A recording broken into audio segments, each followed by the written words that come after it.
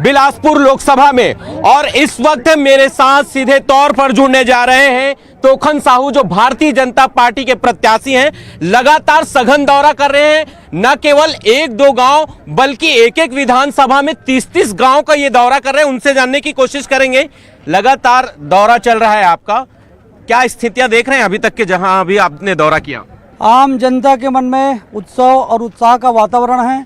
माननीय मोदी जी को प्रधानमंत्री बनाने के लिए पूरे गांव के लोग उमड़ पड़ते हैं कि मोदी जी फिर से प्रधानमंत्री बने, इस देश का गौरव मान सम्मान पूरे विश्व में स्थापित हो। ये काम कोई कर सकते हैं तो माननीय नरेंद्र मोदी जी के, इसलिए इस चुनाव को आम जनता लड़ रही है। जी, हमारा शो का कार्यक्रम जो है नेताजी का रोड शो, तो हम शुरुआत करते हैं इस रोड शो के जरिए। चलिए आप मेरे साथ इस गाड़ी में सफर करना। आइए, स्वागत है मेरे साथ आप। चलिए चलिए नेताजी से बातचीत का सिलसिला शुरू करते हैं। तोखन जी, लगातार दौरा चल रहा है आपका, क्या कुछ मुद्दे दिखाई दे रहे हैं? जनता के बीच पहुंच रहे हैं, चूंकि लगातार यहां से भारतीय जनता पार्टी की जो है सांसद वो चुनकर आगे गए हैं, तो किस तरह के मुद्दे दिखाई दे रहे हैं यहाँ पे? लोकसभा चुनाव 2024 का जो चुनाव है, एक ही मुद्दे हैं, माननीय नरेंद्र मोदी जी को प्रधानमंत्री बनाना है। इस देश में इतने बड़े बड़े निर्णय हुए हैं, माननीय मोदी जी के द्वारा इतनी बड़ी बड़ी समस्याओं का समाधान किया गया है और आम जनमानस के लिए इतने जन कल्याणकारी योजनाएं संचालित किए जा रहे हैं। इससे लोगों के मन में विश्वास बढ़ा है और भारतीय जनता पार्टी के माननीय नरेंद्र मोदी जी को फिर से प्रधानमंत्री बनाने के लिए आम जनता आगे आकर के काम कर रही है। जी, मैंने देखा है कि लगातार बिलासपुर लोकसभा के अलग अलग विधानसभाओं में बड़े नेताओं का दौरा चल रहा है, बड़ी बड़ी सभाएं आयोजित की जा रही हैं। सभाओं में राम मंदिर का मुद्दा खुलकर सामने आ रहा है। देखिए, हमारे प्रभु श्री रामचंद्र जी के मंदिर का निर्माण होना, ये हम सबकी आस्था के प्रतीक हैं, हमारे श्रद्धा के प्रतीक हैं। राम मंदिर का निर्माण नहीं होने देना, 4-4, 5-5 साल से जो मुद्दे अटकी थी, आज़ादी के 70-72 साल के बाद नहीं हो पा रहा था, तो आज श्री राम जी के मंदिर का जो निर्माण हुआ है, इससे पूरे देश के लोग गौरवान्वित महसूस कर रहे हैं।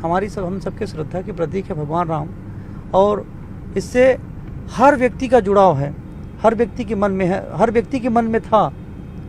हर लोग चाहते थे कि भाई ये राम का देश है, हमारे श्री कृष्ण का देश है, और राम के देश में राम के मंदिर का निर्माण होने देना चाहिए।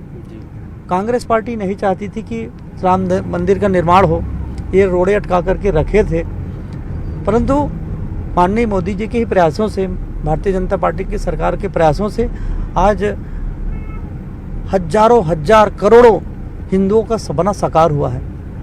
इसलिए कभी हमारे लिए राजनीतिक मुद्दे नहीं हैं, हमारे आस्था और श्रद्धा के कारण हम भगवान को याद करते हैं। जी, ये देखा जा रहा है आपकी जितने भी जनसभाएं हो रही है तोखन जी, वहाँ आप रहते हैं, बड़े नेता होते हैं, मुख्यमंत्री लगातार काम कर रहे हैं, और उनकी सभाओं में एक उनके तरफ से ही एक नारा निकलता है कि हर काम जो है वो साए साए हो रहा है। जी हाँ, ये भी बात है कि माननीय विष्णुदेव जी की सरकार बनने के बाद मात्र 100 दिन में कितने बड़े बड़े निर्णय लिए गए।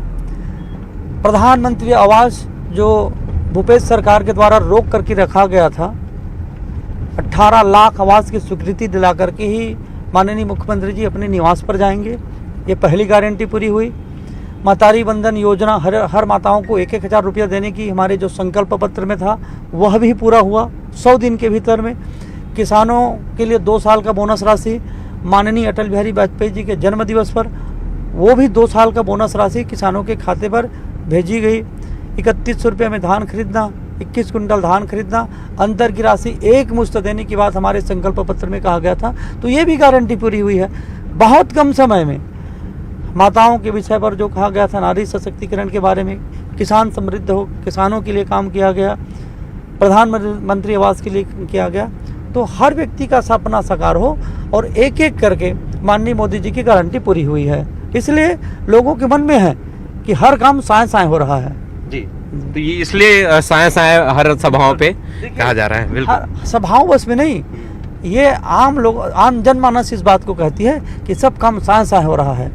भूपेश सरकार थी, इन्होंने कहा था कि गंगा जल हमारे सबसे बड़ी श्रद्धा के प्रति गंगा जल को इन्होंने लेकर के कांग्रेस के सारे नेता कसम खाए थे, शराबबंदी करेंगे। कितना बड़ा झूठ इनके द्वारा बोला गया था।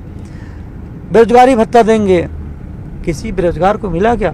हमारी माताओं बहनों के लिए इन्होंने कहा था कि हम 1500 रुपया इनको पेंशन देंगे। 1 रुपया इनके द्वारा बढ़ाया नहीं गया 5 सालों में। ठग ठग कर ये आखिरी में लोगों के मन में हो गया कि ये ठगे सरकार है। तो कांग्रेस पार्टी फिर अब ये घोषणा कर रहे हैं हम 1 लाख रुपए देंगे। अरे भैया 500 रुपया तो आप दे नहीं सके, तो 1 लाख रुपए कहाँ से दोगे? मतलब मोदी जी की गारंटी को आप जनता के बीच लेके जा रहे हैं, और जो काम हुआ है 100 दिन का छत्तीसगढ़ सरकार ने जो किया है, भाजपा की सरकार ने, वो उन मुद्दों को लेकर आप जनता के बीच जा रहे हैं। ये बताइए तोखन जी, कौन सा मंत्र या तंत्र है जिसकी वजह से कांग्रेसी लगातार टूटकर भारतीय जनता पार्टी में आ रहे? देखिए, कोई तंत्र और मंत्र नहीं है। तंत्र मंत्र की कोई बात ही नहीं है। भारतीय जनता पार्टी की विचारधारा पर चलने वाली पार्टी है। मैं आपको एक चीज़ बता रहा हूँ, हम सब हर व्यक्ति कोई न कोई अपने इष्ट देव की पूजा करते हैं जी। हमारे आराध्य होते हैं। अपने आत्मिक मन की संतुष्टि के लिए हम किसी न किसी इष्ट देव को याद करते हैं। श्री राम मंदिर का निर्माण हुआ तब भी ये लोग कहते थे ना, हम लोग कहते थे कि रामलला हम आएंगे मंदिर वही बनाएंगे, तो ये लोग कहते थे मंदिर वही बनाएंगे लेकिन तारीख नहीं बताएंगे।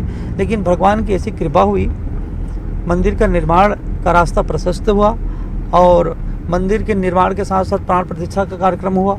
निमंत्रण भी कांग्रेस पार्टी के नेताओं को भेजा गया, लेकिन ये लोग क्या किए, प्राण प्रतिष्ठा के कार्यक्रम के निमंत्रण को भी ठुकराने का काम कांग्रेस पार्टी के द्वारा किया गया है। इसलिए कांग्रेस पार्टी में ही रहने वाले लोग आहत हैं कि ऐसा नहीं करना चाहिए था। जो लोग जाना चाहते थे उसको भी ये लोग जाने नहीं दिए। इसलिए लोग कांग्रेस पार्टी को छोड़ करके, ऐसे बहुत सारे कारण हैं। एक बड़ा मुद्दा रहा है मुंगेली को रेल लाइंस कनेक्टिविटी से जोड़ने का, उसको लेकर एक क्या कुछ मुहिम चला रहे हैं, क्योंकि पूर्व वर्तमान भी जो सांसद रहे हैं अरुण साव जी, जो आज डिप्टी सीएम है छत्तीसगढ़ में, उन्होंने भी ये बात कही थी कि उनका मूल एजेंडा, जो मूल मुद्दा है वो यही है कि मुंगेली को रेलवे कनेक्टिविटी से जोड़ा जाए। तो क्या है, कहाँ तक वो पहल पहुंची? क्योंकि आज भी जनता चाहती है, सबसे बड़ा मुद्दा है और सबसे पुरानी मांग है लोगों की। देखिए, 2013 से 18 तक ये प्रक्रियाएं आगे बढ़ी। उसके बाद 18 में छत्तीसगढ़ में हमारी सरकार बदल गई और सरकार बदलने के कारण भूपेश बघेल जी की सरकार सहयोग नहीं किए। हमारी केंद्र की सरकार अपने बजट में इसके प्रावधान को रखा गया था और सरकार चाहती थी कि निर्माण हो, लेकिन भूपेश सरकार के द्वारा अपने बजट में प्रावधान नहीं किए जाने के कारण ये परियोजना लटका हुआ था। अब देश और प्रदेश की जनता से डबल इंजन की सरकार है। बजट में भी इसके लिए प्रावधान किया गया है। बिलासपुर से डोंगरगढ़ रेल परियोजना बहुत जल्दी इस पर काम प्रारंभ होगा। अब थोड़ा सा जातिगत समीकरणों को लेकर थोड़ा सा बात कर लेते हैं। लगातार यहाँ से भारतीय जनता पार्टी जो है वो मुंगेली से प्रत्याशी बनाती है। बिलासपुर के भाजपा के कुछ कार्यकर्ताओं और लोगों का कहना है कि एक मौका इस साइड से भी देना चाहिए, हर बार उधरी से ही। तो इस बात को लेकर कांग्रेस भी कहीं ना कहीं तंज कसती हुई नजर आती है, भाजपा को घेरती हुई नजर आती है। इसीलिए कांग्रेस पार्टी वो बहुत दूर से खोज के लिए आया अपना प्रत्याशी। भारतीय जनता पार्टी प्रत्याशी बनाती रही है और बिलासपुर संसदीय क्षेत्र की जनता आशीर्वाद देती रही है।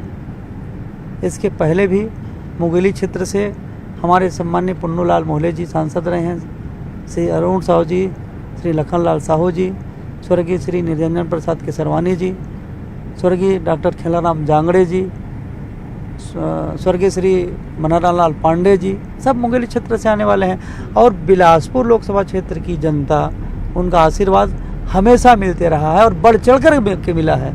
मतदान के दिवस जो है वो धीरे धीरे नजदीक आ रही है, दिल की धड़कनें भी तेज होंगी, कोशिश होगी कि ज़्यादा से ज़्यादा लोगों तक पहुँचे। जी बिल्कुल, हमारा प्रयास है और मेरे साथ मेरे सभी साथियों का, भारतीय जनता पार्टी के सभी देवतुल्य कार्यकर्ताओं का, हमारे सभी मोर्चा प्रकोष्ठ के लोग पूरी निष्ठा के साथ अपने अपने काम पर लगे हुए हैं। 45 डिग्री टेम्परेचर पर भी हमारी महिला मोर्चा की हमारी बहनें घर घर जा रही हैं। सबके मन में यही बात है कि माननीय नरेंद्र मोदी जी को प्रधानमंत्री बनाना है, इसलिए सब अपने अपने काम में लगे हैं और तोखन साहू बन कर के हर कार्यकर्ता एक एक मतदाता के पास पहुंच रहे हैं।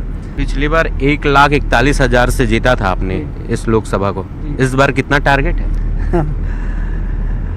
मुझे भारतीय जनता पार्टी के कार्यकर्ताओं के ऊपर भरोसा है। बिलासपुर संसदीय क्षेत्र के मतदाता जिनसे मैं मिल रहा हूं, जिनका आशीर्वाद मुझे मिल रहा है, मुझे श्रीफल भेंट करके, माला पहना करके, आरती में थाली सजा करके, जय श्री राम का नारा लगा करके मुझे आशीर्वाद दे रहे हैं। तो मुझे और मेरे सभी साथियों को ये विश्वास है कि बिलासपुर लोकसभा इस बार नया इतिहास रचने जा रही है। सबसे बड़ी जीत आज तक के बिलासपुर लोकसभा से होने वाला है। चलिए, तो ये हमारे साथ थे तोखन साहू, भारतीय जनता पार्टी के प्रत्याशी हैं लोकसभा बिलासपुर के। लोगों के आकांक्षाओं, उनके महत्वाकांक्षाओं को पूरा करने के लिए वो रात दिन मेहनत करेंगे, ऐसा उनका दावा है। और उन्होंने यह भी दावा किया है कि इस बार लोकसभा को ऐतिहासिक मतों से वो जीतने जा रहे हैं। कैमरामैन दीपक के साथ उमेश मौर्य, न्यूज़ 18 बिलासपुर।